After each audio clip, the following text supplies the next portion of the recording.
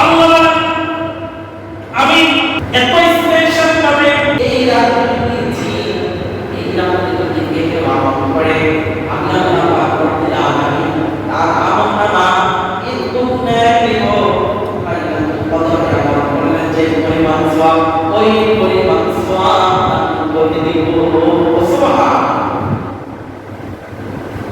তাই এই জিলহজ মাসে 10 দিনের আমাদের আমল 10টি বিষয় রয়েছে। এক নম্বর বিষয় অধিক পরিমাণে এই জিলহজ মাসে 9 দিন বিশেষ করে রোজা রোজা রাখলে কি হবে? 1 বছর রোজা রাখলে যে পরিমাণ সওয়াব, একটি রোজা রাখলে ওই পরিমাণ সওয়াব পাইছেন। সুবহানাল্লাহ। ওই পরিমাণ সওয়াব পাইছেন। তাই জন্য এগুলো এই রোজাগুলি রাখা নবী করিম সাল্লাল্লাহু আলাইহি ওয়াসাল্লাম হযরত হাফসা রাদিয়াল্লাহু তাআলা বলেন 4টি আমল কখনো ছাড়তেন না। কয়টি আমল? 4টি আমল কখনো নবী ছাড়তেন না। এক নম্বর আশুরা রোজা কখনো নবী ছাড়তেন না। কিসের রোজা? আশুরা। নবীজি কখনো ছাড়তেন না। আর আইয়ামুল বিদ আরবি ভাষায় 13, 14, 15 এই রোজাগুলো নবীজি কি করতেন না? ছাড়তেন না। সপ্তাহে 2 দিন নবীজি রোজা রাখতেন। বৃহস্পতিবার, সোমবার এই 2 দিন নবীজি রোজা রাখতেন। ফজরের আগে যে 2 রাকাত সুন্নাত, এই 2 রাকাত সুন্নাত নবীজি কখনো ছাড়তেন না। নবীজি এই আমলগুলি করতেন। তাহলে আমাদের জন্য যে রাতগুলি আসতেছে আমাদের জন্য স্পেশাল রাত। আমাদের সবার গুনাহ আছে না? আছে না? সবার গুনাহ আছে? আছে। আল্লাহ পাক গুনাহ আমাদের বলে ওয়ালা তা'আশ দুনিয়ায় 10 লাখ বছর আগে আল্লাহ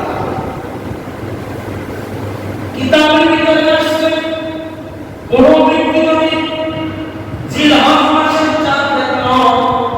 দেখার পরে সূরা ফাজরে ওই রাতে যদি 7 বার তেলাওয়াত করে আল্লাহ পাক রব্বুল আলামিন তাকে 1 বছরের ভিতরে তাকে কোনো পেরেশানির ভিতরে পাঠাবে না।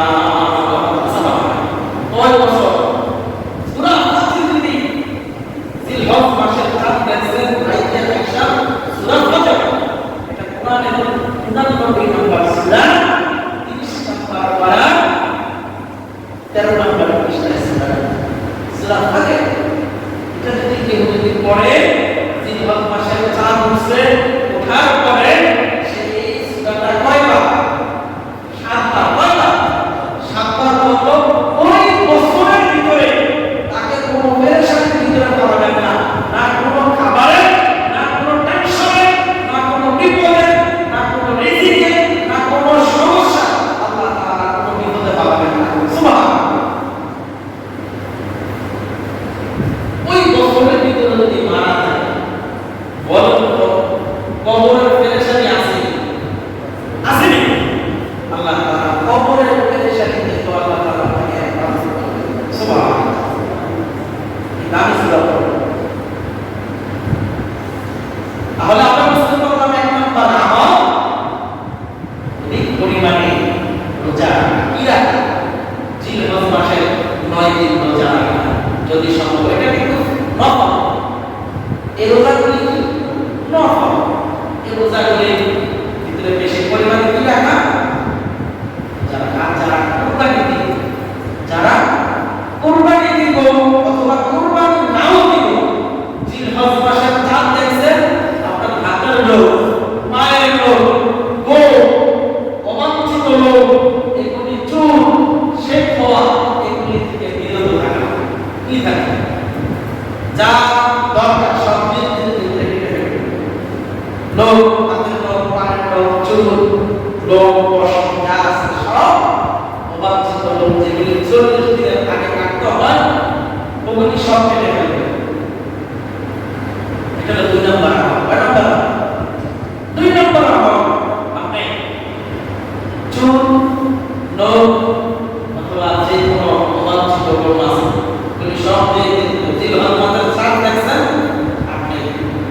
আর না কাটলে কি হলো?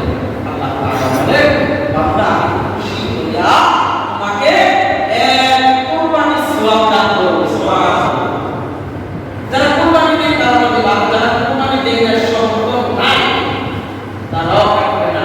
আল্লাহ বলেন, আমি তোমাদেরকে কবুল কুরবানির সওয়াব দান করব। সুবহানাল্লাহ। কিসে কবুল কুরবানির সওয়াব। আমাদের কুরবানি করা হয় না, আমরা যাই কুরবানি দেই বর্তমানে সব আমাদের চিন্তা, কেউ আল্লাহর সন্তুষ্টির জন্য না। এখন আমার মেয়েরা, ছেলেরা, আমার টাকা আছে, মানুষ কি বলবে, এই ধান্দায় আমরা কুরবানি দিই, অন্য ধান্দায় কুরবানি দিই না, যে আমার উপর কুরবানি করাই, আমার এই আমার উপরই করতে হবে, এই চিন্তা আমরা নেই না। এই চিন্তায় যদি দিতাম, গরিবদেরকে ওষুধ দেওয়ার সময় কেন মনে কষ্ট হয়? আমার কথা ঠিক আছে? গরিবদেরকে ওষুধ দিতে মনে কষ্ট লাগে। আয় আগে নিয়ে এত দিয়ে দিন, তাহলে মানুষ খাইব, আমার সন্তান টাকা দিবে, এই খাওয়ার চিন্তার জন্য দিবেন না। আল্লাহ বলেন, ইয়ানালুল্লাহ লুহুমুহা ওয়ালা দিমাউহা ওয়ালাকিন ইয়ানালুহু তাকওয়া মিনকুম। বান্দা বলি যখন ওষুধ কুরবানি দাও, এই কুরবানির গোশত আমার কাছে আসে না, আমার কাছে আসে কি লাইয়ানালুল্লাহ লুহুমুহা ওয়ালা দিমাউহা ওয়ালাকিন ইয়ানালুহু তাকওয়া মিনকুম। তোমার মনে কি আছে? তুমি কি আমার শক্তি কিনতে দাও নাকি গোশত খাওয়ার জন্য দাও? এই তোমার অন্তরে কি তাকওয়া আছে? এই তাকওয়া, এই নিয়ম আমার কাছে যায়। সুবহানাল্লাহ। আল্লাহর কাছে কোনো রক্ষণ শুনছে কি শুনছে? আমাদের নিয়ম, আমাদের তাকওয়া।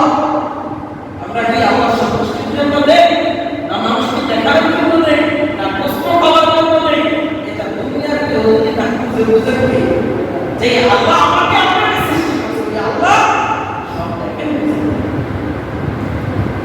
তাই জন্য আল্লাহ বলেন, ইন্না সালাতি ওয়া নুসুকি ওয়া মাহইয়ায়া ওয়া মামাতি লিল্লাহি রাব্বিল আলামিন। আল্লাহ বলেন, ইন্না সালাতি ওয়া নুসুকি ওয়া মাহইয়ায়া ওয়া মামাতি লিল্লাহি রাব্বিল আলামিন। তোমার নামাজ, তোমার কুরবানি, তোমার হায়াত, তোমার মত সব আল্লাহর কাছে নিবেদিত। কার কাছে? আমার কাছে। তোমার নামাজ, তোমার রোজা, তোমার ইবাদত, তোমার কুরবানি সব কার কাছে? আল্লাহর কাছে। তুমি যাকে বন্দানি করো, মানুষকে দেখানোর জন্য এই বন্দানি করো। যদি তোমার কাজগুলো থাকে, কুরবানি করছো, পশু জবাই করছো, পশুর রক্ত জমিনে পড়ার আগে আগে আল্লাহ পাক তোমার গুনাহগুলো মাফ করে দেয়। সুবহানাল্লাহ। এরকম ফজিলত পাইতে হলে নিয়ত থাকতে হবে কার সন্তুষ্টির জন্য? আল্লাহর সন্তুষ্টি। এখন বাজারে গরু কিনতে যান, গরু কেনার পরে মাশাআল্লাহ গরুটা কিনে নিয়ে আসলে ওই সময় মানুষের নাম করে রাখতে না, গরু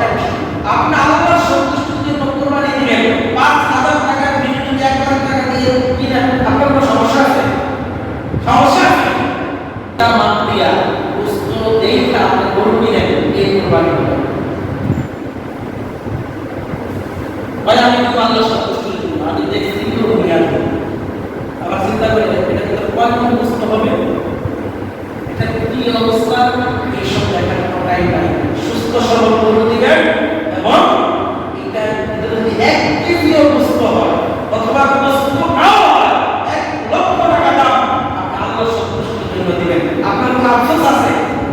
আফসোস আছে? আফসোস থাকলে শেষ হয়ে যাবে। তাহলে 2 নাম্বার পেলাম হাতের নরম কাটা গেলাম। 3 নাম্বার জিলহজ মাসের 9 তারিখে ইয়াউমে আরাফা, এটা নাম কি? ইয়াউমে আরাফা, এই দিনে রোজা রাখা। কি রাখা? যারা রোজা রাখবে তারা তো পেয়েছে, আর যারা না রাখবেন কমপক্ষে 9 তারিখে রোজা রাখা, এটাকে বলা হয় ইয়াউমে আরাফা। যে ব্যক্তি এই 9 তারিখে রোজা রাখবে, আল্লাহ পাক রব্বুল আলামিন বলেন তার পিছনের 1 বছরের গুনাহ, সামনের 1 বছরের গুনাহ আমি আল্লাহ পাক রব্বুল আলামিন এই রোজার বরকতে মাফ করে দেব। সুবহানাল্লাহ। রাখবেন তো ইনশাআল্লাহ? 1 বছরের গুনাহ মাফ, সামনের পিছনে মোট 2 বছরের গুনাহ মাফ। আমরা এই আমল করব। 4 নাম্বার, বেশি বেশি আল্লাহ তাআলা কি করা? জিকির করা, বেশি বেশি আল্লাহ তাআলার জিকির করা। 5 নাম্বার, দিনের বেলায় রোজা রাখা, রাতের বেলায় ইবাদত করা। দিনের বেলায় ইবাদত করেন, 1 বছর আমল করলে যে সওয়াব ওই পরিমাণ সওয়াব পাবেন। যদি রোজা রাখেন দিনের বেলায় সওয়াব পাবেন 1 বছর। যদি রাতের বেলায় ইবাদত করেন 1 বছর লাইলাতুল কদর ইবাদত করলে যে পরিমাণ সওয়াব ওই পরিমাণ সওয়াব দান করবেন। সুবহানাল্লাহ। বেশি বেশি জিকির করা। 6 নাম্বার, জিলহজ মাসের চাঁদ দেখছেন, তাকবীর দেওয়া। আল্লাহু আকবার, আল্লাহু আকবার, লা ইলাহা ইল্লাল্লাহ, আল্লাহু আকবার, আল্লাহু আকবার ওয়া লিল্লাহিল হামদ। কি দেওয়া? তাকবীর দেওয়া। শুধু 9 তারিখ থেকে না, সব সময়। জিলহজ মাসের চাঁদ দেখছেন, তাকবীর শুরু হয়ে গেছে। কি হয়ে গেছে? তাকবীর শুরু। তাকবীর না যে কোনো বলতে তাকবীর দেওয়া। তাই জন্য তাকবীর দেওয়া। কি দেওয়া? তাকবীর দেওয়া। 7 নাম্বার, 9 তারিখ থেকে 13 তারিখ আসর পর্যন্ত তাকবীর দেওয়া। প্রত্যেক নামাজের পরে, ফরজ নামাজের পরে কি দেওয়া? তাকবীর দেওয়া। 9 তারিখ থেকে, এটা হচ্ছে মসজিদে আয়েশা 9 তারিখ থেকে 12 তারিখ আসর পর্যন্ত তাকবীর দেওয়া। একবার তাকবীর দেওয়া ওয়াজিব। কি ভাই? হ্যাঁ, যদি মনে না থাকে, যখনই মনে আসবে তখনই দিয়ে দিবেন। 8 নাম্বার, আরাফার দিনে রোজা রাখা বলছিলাম। আর 9 নাম্বার, যারা হজের সামর্থ্য আছে তারা যেন হজ করে। 9 নাম্বার। 10 নাম্বার, যাদের উপরে কুরবানি ওয়াজিব তারা যেন কুরবানি করে। নবীজি বলেন যাদের ওয়াজিব হইল কুরবানি দিল না, তারা যেন আমার ঈদগাহে ঈদের নামাজ পড়তে না আসে। কত কঠোর কথা! তাই জন্য আমরা চেষ্টা করি 1 গরু 7 ভাগে দেওয়া যায়। কেউ যদি মনে করেন যে আমার 1 গরুর ভিতরে আমার 2 ভাই 1 নাম নিল, তাহলে কুরবানি হবে না, কেউ কুরবানি হবে না। তাই জন্য 1 গরুর ভিতরে 7 নাম দেওয়া যায়, 8 নাম দেওয়া যায় না। হ্যাঁ, 6 নাম দেওয়া যায়, 1 নাম দেওয়া যায়, 7 এর উপরে উঠা যায়। যদি 2 ভাই থাকেন, যে গরিব মানুষ আমার ভাই একটু সচ্ছল অথবা ওই একই সমান, তাহলে আমরা 2 ভাই 1 ভাগের টাকা বিল করে দেই। তাহলে যে 6 জন আপনাদের সাথে দিছে ওই 6 জনের কুরবানি হবে। তাই জন্য এইভাবে করা। যদি আপনার কাছে টাকা কম থাকে, আপনি আপনার ভাইরে এই টাকাটা দিয়ে দাও। ভাই, আমি এই টাকা আপনাকে দিয়ে দিব। যখন আপনাকে দিয়ে দিব, 1 ভাইকে দিয়ে দিলে ওই ভাইয়ের পক্ষ থেকে কুরবানি দিবে। আপনার নামে কুরবানি হবে না, কিন্তু গোশত সবাই মিলে। বুঝছেন বিষয়টা? আপনারা বুঝছেন? যদি 1 ভাই, যদি 2 ভাই যদি 1 ভাগ দেয়, কুরবানি হবে না। যদি 1 ভাই যদি বলে ভাই আমার নামে দরকার নাই, আমি এই টাকাটা আপনাকে দিয়ে দিলাম, এই টাকাটা দিয়ে দিচ্ছি, এই ভাই আপনার নামে কুরবানি হবে না। ওই ভাই নিজেই বলে না, এই টাকাটা আপনি ফি সাবিলিল্লাহ আপনাকে দিয়ে দিচ্ছেন। আপনারা দাবি করবেন আমি আমার ভাইকে কাছে তো দরকার নেই, এটা দাবি করে কুরবানি করবেন যে ভাই আমি এই টাকাটা আপনাকে ফি সাবিলিল্লাহ দিচ্ছি। আপনার ভাই আর কিছু টাকা মিলাইয়া আপনার ভাইয়ের কাছে দিল, অথবা আপনার পক্ষ থেকে দিল। এইভাবে